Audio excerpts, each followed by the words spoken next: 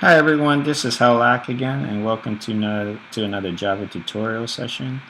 And in this tutorial, I will be continuing from where I left off in my previous tutorial. And as you see on my screen here, I've created a very simple form which takes a user's given name, username, mobile, and email, and two buttons. One of them will actually will have a pop-up box which will display the information, and the other one has no op just to show the flow layout. Okay, so let's continue. Now, if I highlight this, last time I tried to do this and it was not successful. What I can do is you notice that this little shape here becomes an L, right? And I can move it around. Okay, so that awkward spacing in between the labels and the text field, you can just ignore it, because when we ran the preview, as in the previous tutorial, everything looked fine. Okay, so let's continue from there. Now, what I want to do now is create a constructor, and by default it will be a no arg default constructor. And what I want to do first is, so we need a constructor to instantiate this, and what I'm going to do is actually call it a super constructor, and one of its super constructors it takes a string, so I'm just going to say contact now. Okay. Oops. All right, so there we go. What is it complaining here about? IntelliJ cannot be applied. String. So this is strange. Oh, I forgot one thing. This is one thing that I need to do. Before we can actually create the GUI, we need to extend JFrames. Okay. So again, everything begins with letter J, and a frame is just another container to allow you to place panels inside of. Okay, so you can think of that, and it gives you some methods to work with. All right. So this is fairly standard.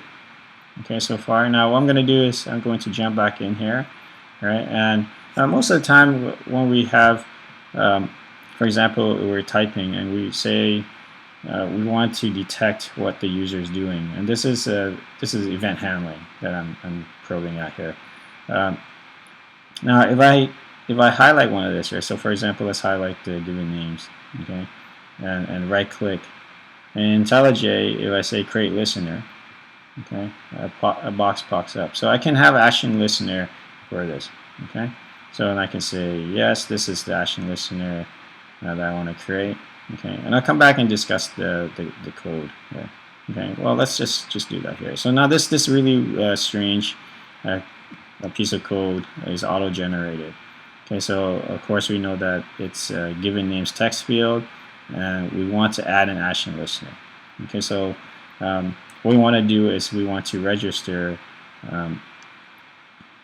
an event handler which will handle events that we're interested in when it's associated with this text field.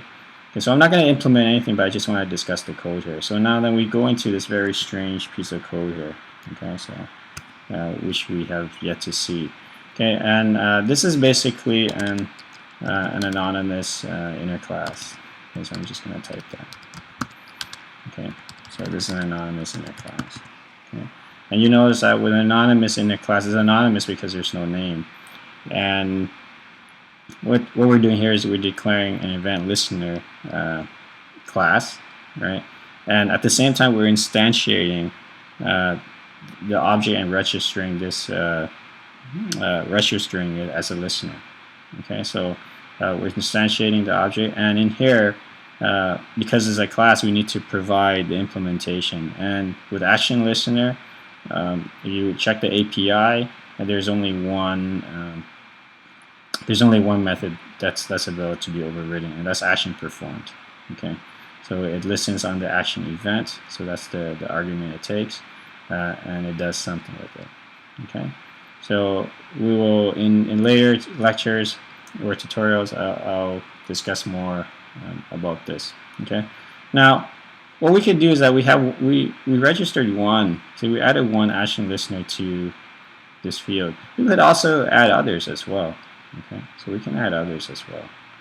And it makes sense to have a key listener, right, since it's a text field. And you have these options here in the key adapter class here, okay? Or it could be an interface, so you have to check which one. So I'm not sure I have to go to the API. So let's just say key typed, okay? And again, another anonymous class is created, okay? Now, what's happening here is that what's really happening when we're doing this is that there's actually a list of listeners that's being added to the text field object here, okay? And depending on which event is generated, it'll invoke the proper listener, okay, or handler to handle that event. Okay, so I'm gonna leave that. I'm not gonna do anything with this. Okay, so I'm just gonna leave it blank. Now, what I am interested in is what to do with this button here. Okay, so I'm going to do the same thing. I'm going to create a listener, and for a button, we're interested in an action listener. Okay, so there it is. Okay, so now in this action performed method, what I want to do is actually do something with it, right? But before that, what I need to do is I'm going to add a container. Okay, so I'm going to add a container. I'm going to make it final and static for the class, and I'm going to have a list. Okay, so now what I'm going to do is I'm going to create contacts. Okay, I don't have this class yet. Okay, I don't have this class yet, so it's going to flag me there. All right, so let's call it. No, we can call it data or contact book. Okay, so it's just going to be a simple array list. Okay, and there we go. Now let's generate this class here. So I'll create class, and yeah, we'll keep it in the same package there. Okay, so that's all we have. And in this class, well, we're going to need to, why don't we create, let's make it public. Right, so I'm going to create a constructor for it. And in the constructor, it will take string, given names. Right. I'm not going to do any error checking here. We're making sure that information is passed in properly. I'm just going to assume that for now the user will know what he or she is typing in. Okay. So mobile, string, and email. Okay, so that's what I have. Alright, so now what I want to do is I want to generate the fields for this. Create field. Yes, yes. Okay. So again, create field. Okay. So you should learn your hotkeys for the environment of your choice, your favorite IDE. It'll speed up some of your development work. Okay. So here, so create field. Alright, so there we go. And then I'm going to also, since they're private, we'll probably need access to it.